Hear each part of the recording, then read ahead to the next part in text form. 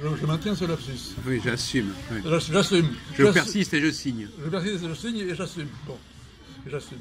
C'est-à-dire que les femmes font des enfants, les hommes ne font pas d'enfants. Bon, enfin ça c'est vite dit. Ah bah, les hommes ne font pas d'enfants. Si, ils se font des enfants, mais ils se servent des femmes pour les faire couver. Oui. Je suis désolé. Les enfants, mais ils servent des femmes pour ça. Donc déjà, il y a un problème. Bon. Donc c'est pour ça que je dis que la loi Taubira sur le mariage est un coup de force sur le plan philosophique ou bien juridique. C'est l'un ou l'autre. Il y a un coup de force. Il y a un coup de force sur l'un des deux plans, mais pas sur les deux, je veux dire. Il faut choisir. Tu peux nous rappeler cette loi Il faut choisir. Mais sur un seul plan, il y a coup de force, c'est soit philosophique, soit juridique. Mais pas les deux à la fois. Oui, mais c'est souvent comme ça que, effectivement, souvent, ça se mélange. Oui. C'est souvent comme ça que ça se passe. Bon. Alors, cette loi organise l'union civile de toute personne, quel que soit son sexe. Quel que soit son sexe, avec tous les droits familiaux. Important. Important, union civile avec tous les droits familiaux. Y compris l'adoption. Y compris l'adoption, évidemment. Évidemment. Oui, d'accord. Parce que, bon, de toute façon, moi ce que je dis, c'est que la famille est aussi bien adoptive que légitime. Ce qu'on faisait à Rome, d'ailleurs. À Rome, on adoptait vachement. On adoptait vachement à Rome, donc on peut adopter. Si on adopte, c'est toujours la famille. Je veux dire, il n'y a pas de problème. Oui. Mais je suis d'accord pour l'adoption et je suis d'accord pour la famille. D'ailleurs, la femme, quand elle se marie, elle est adoptée par le mari. Oui.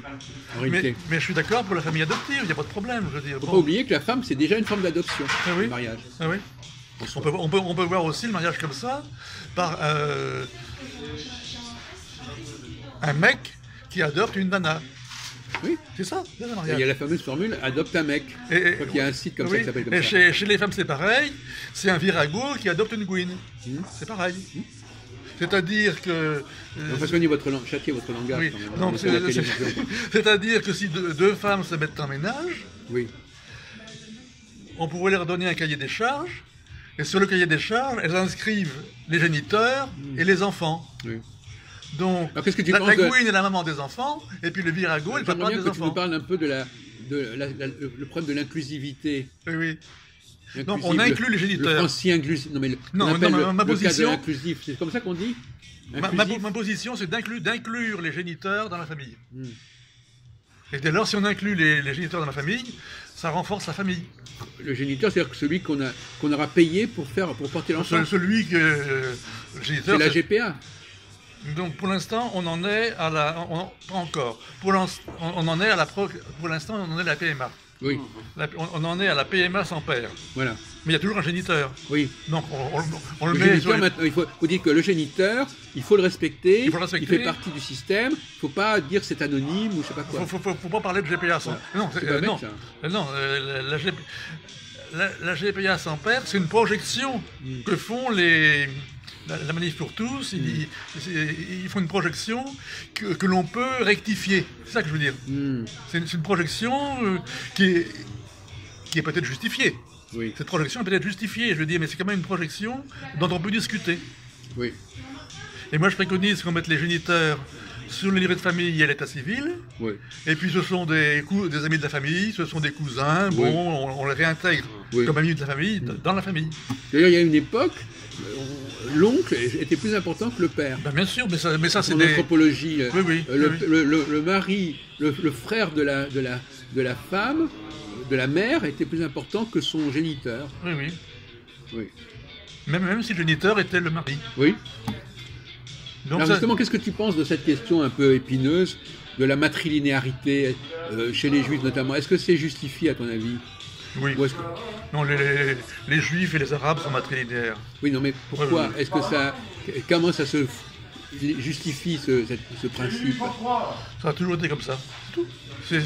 Mais pourtant dans la Bible, on parle très peu des femmes. Hein, on parle surtout de l'homme, du père. Hein. Oui, mais je veux dire, dans la Bible, il y a une certaine matrilinéarité qui est différente du Coran. Je veux dire, bon, c'est culturel. Je veux dire, c'est des histoires de matrilinéarité. Le Coran n'a pas ça. Il n'a pas la Chez matrilinéarité. les Arabes, ça, on fait pas. Chez les Arabes, il y a la matrilinéarité. Ah bon, il y a la matrilinéarité? Chez les nomades. Les nomades sont matrilinéaires, je veux dire. Ah oui, Chez les Bédouins, sont matrilinéaires. d'accord. Non, mais il y a ça chez les Arabes, mais il faut aller voir d'un point de vue ethnologique chez les Arabes. Il faut regarder d'un point de vue ethnologique. Au point de vue religieux, c'est moins évident, mais tu le retrouves aussi. Et pourtant, c'est l'enfant reçoit le nom du père, hein, c'est bien d'accord là-dessus. Alors chez les Gitans, l'enfant reçoit le nom du père et de la mère. Oui, mais il y a beaucoup d'enfants qui sont nés d'une mère non juive Oui. et qui ont un nom juif. Oui, oui. Oui, mais si tu veux, chez les Gitans, ils sont les deux à la fois. Ah, d'accord. Alors c'est très équilibré, matrilinéaire, Oui. patrilinéaire. Bah, les Espagnols aussi ils font ça. Comment Les Espagnols aussi, souvent ils portent Les les deux. collets. Les Espagnols ils portent souvent les deux noms. Oui, oui, oui. Ah, ils ont été sous influence arabe, quand même. Pourquoi les Arabes ils portent les deux noms? Non, mais je veux dire, les Espagnols ressemblent beaucoup aux Arabes. Oui, bah, il y a Ça des ne raisons. s'appellera pas Gilbert, mais je lui dis, je veux dire. Mais Gilbert, tu sais que Gilbert. Gilbert l'espagnol. Non mais Je Gilbert. parle de Gilbert Oui, l'espagnol. mais Gilbert, il connaît beaucoup mieux l'histoire de l'Espagne et du monde arabe que l'histoire de France. Ah oui, C'est ça qui est intéressant. oui, oui. Il est nul, on en avait vu l'autre jour, Oui. il est nul en génie. Dans les rois de France, il ne connaît rien du tout, Oui. et il nous pose des questions extrêmement pointues. Oui. Alors justement, ce qui est intéressant, c'est que la culture générale, elle est propre à un groupe donné. Oui, oui. Il n'y a pas de culture générale universelle. Non, non. Ce qui est pour nous et fait partie des trucs absolument évidents, seront réservés à des spécialistes pour des Anglais ou des Français, et Oui, inversement, oui, oui. ou des Allemands. Oui, oui. Donc c'est une expression. Alors, pour revenir à ce débat qu'on a eu déjà, qu'est-ce que c'est pour toi la culture générale? La culture. Quelle est sa fonction? Quel est son rôle? À quoi ça sert? C'est un lien social. Bon. Pour moi, c'est un lien social, la culture générale. C'est-à-dire qu'on vit ensemble, on a des idées différentes. C'est ça la culture générale? Non, mais je veux dire, la culture générale, c'est frotter sa cervelle à celle d'autrui. Oui. C'est ça, c'est tout. C'est tout. Il y en a qui le font, il y en a qui le font Mais pas. comment améliore-t-on sa culture générale justement? En frottant sa cervelle à celle d'autrui. Oui. Donc acceptant d'être corrigé. Oui. Voilà. Les corrections réciproques. Oui, bah, éventuellement. Corrections Mais réciproques. effectivement,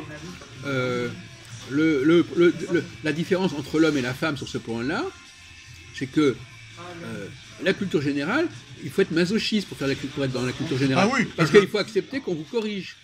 Ah oui, Il faut accepter qu'on vous dise ça va pas, ça tient pas. Alors que les femmes ne supportent pas qu'on leur fasse des observations de ce genre. alors ce que font les hommes, ils coupent les cheveux en quatre, ils pinaillent, ils enculent des mouches, ça veut dire la même chose.